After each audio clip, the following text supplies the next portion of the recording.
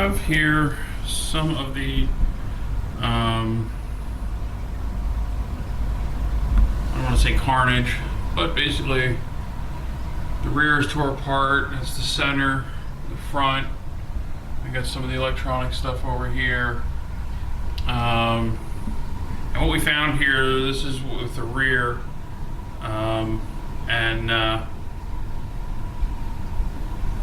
we have a little bit in here, grease in here, some shavings I'll have to clean out. But right there, if you can see, if I can get the camera to focus here, you can see those gears are wrecked right across there. They're a little bit different color.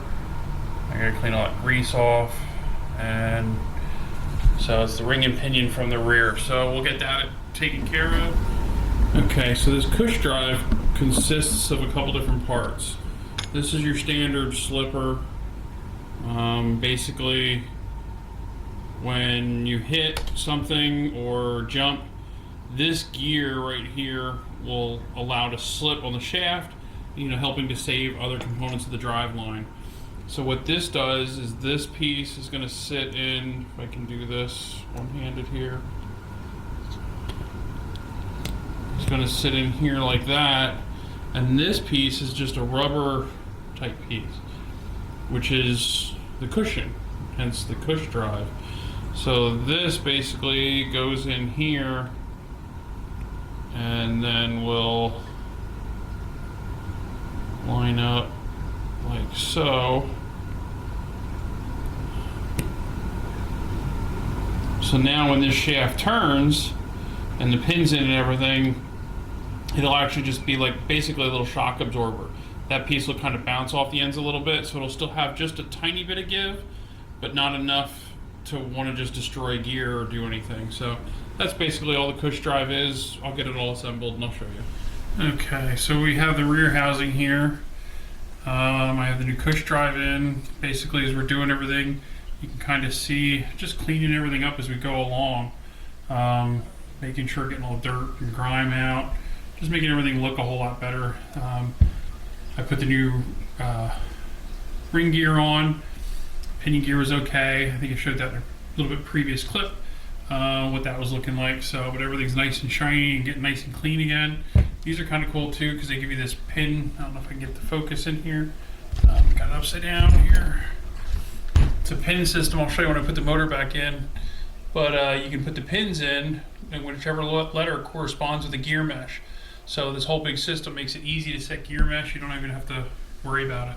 So just kind of going along here, getting that rear piece done. I'm ready to start reattaching some new arms, and just figured I'd show you that.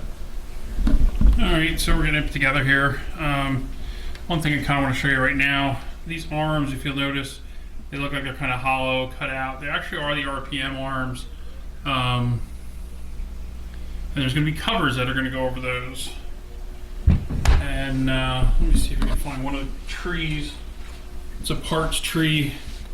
So these covers will go over these spots. And then what I'm going to do is probably color match those to the body or to the theme. There's still a few things up in the air about that, so still working on it and going to get it figured out. But basically about the point where next clip you'll probably see me working with the shocks and show you what a good shock versus a bad shock is going to look like. Alright, so here's my shock comparison. This is the old dirty shock. You can see kind of nasty and stuff in here. I didn't clean anything yet. And then this one I cleaned up, and if you see, it has a dual spring on it now. So there's basically your one for letting it settle for more or less its stance, and the other one, for while you're driving. So it's a cool setup. Basically the shock kit is this right here. It's from Proline.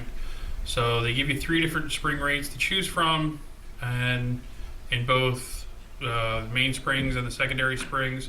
So it's kind of cool because you get some options. You can play, mix and match to get the kit you want. That's the full kit of it. It's a pretty nice, complete kit there.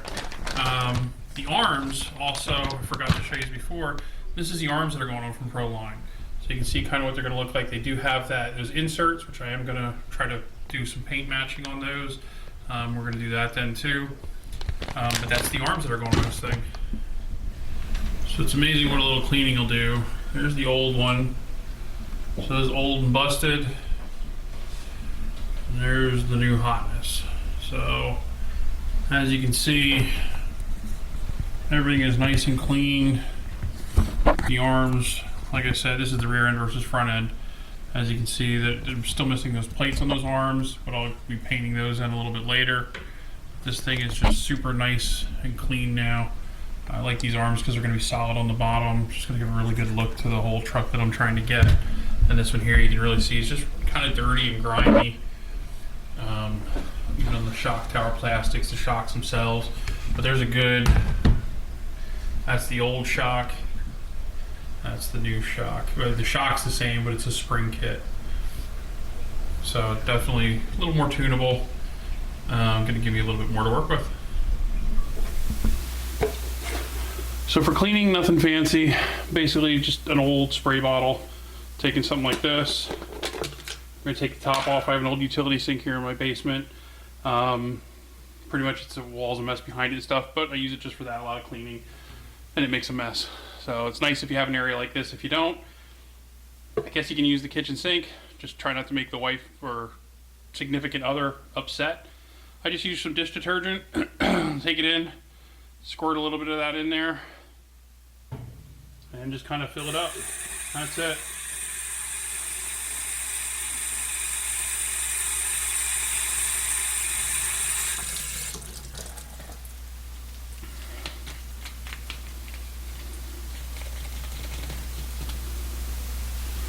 Alrighty, I'm going to take that, and in this case it's going to be the chassis. Kind of see it's a little bit dirty. It's not too bad actually. Sorry, the lighting is really bad down here. Try to move out of the way a little bit.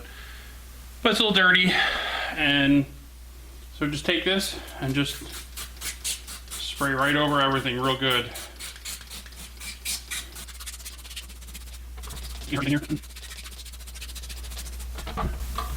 And once you got that, favorite cleaning tool, old toothbrush. It's always the best thing you can use. So you're just gonna get in here, and really, if there be an excess amount of mud, you're just gonna get in here, really scrub everything out real good. In this case, it's actually just some light dirt, so it's not too bad. I'm just part of front bars, second shots, real good. This is really not too bad. It's really not real good. It's really bad to do this. You know, you find the bar. You know, and just get everything done. Whether it's one, where you can help me cookies, when you start something, you want your hardware here, whatever pieces, and your place. So you gotta really start platform. You know what's on it.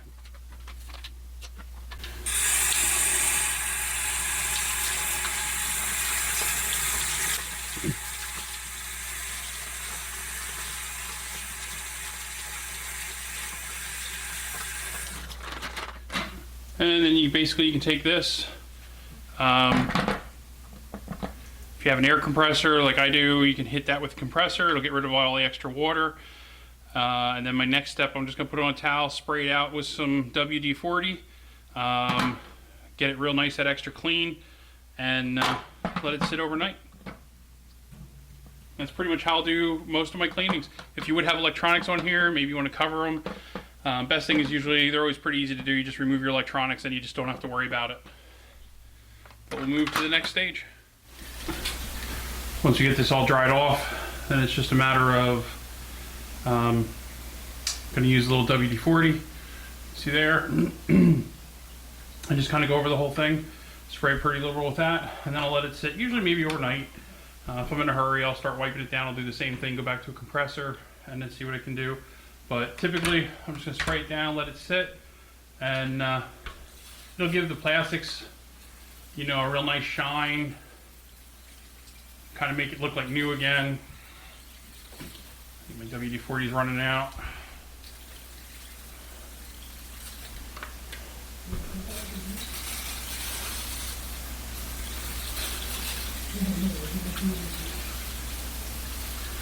Just put it on here pretty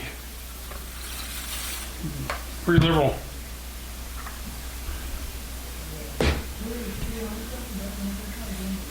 And you'll get it all over your hands, of course. That's about it. Then you're gonna see it's gonna be nice and it looks a little cleaner. I'm gonna let that sit. I'll probably take the compressor to it a little bit, blow that off, and then I'll let it sit for, you know, maybe overnight. So I'm gonna do this with the 3 pieces I have here. I already did the rear, and then you saw me reassemble that, get the new arms and the new shocks. This is the chassis. Now you saw the assembly there. We saw some cleaning here. I'm gonna take both those things to the front, and then we're gonna clean the front. We're gonna get that ready to go and get her all cleaned up. And then I'm gonna reassemble these 3. So the next time you see the truck, hopefully it'll be a 1 piece, and then we can start working on electronics. And here we go with mostly assembled unit. Kind of cleaned up. There's still these arm pieces, those inserts are gonna be missing. We'll get to those. We're looking a lot better on here now with everything being nice and clean. Missing the front bumper yet because I am doing something a little different with that front bumper. So we'll get that on there then. But yeah, everything is looking good so far. I'm real happy with this progress. So I think that that's going to be about it for right now. And till the next one. Next time we're going to cover, I think, some electronics. We're going to put that in. We're going to get things starting to function. Once we do that, I can start adding some of the detail stuff, maybe start working on the body, and then we'll move on to some light kits. This whole thing is, I have someone help me out with some decals. That's one portion of this I don't do. Doing something a little custom with it. And I'm sure some of you who know me already have guessed some of what's happening with this. So that's it for now. And I'll see you in the next one. And remember to keep having fun. Peace.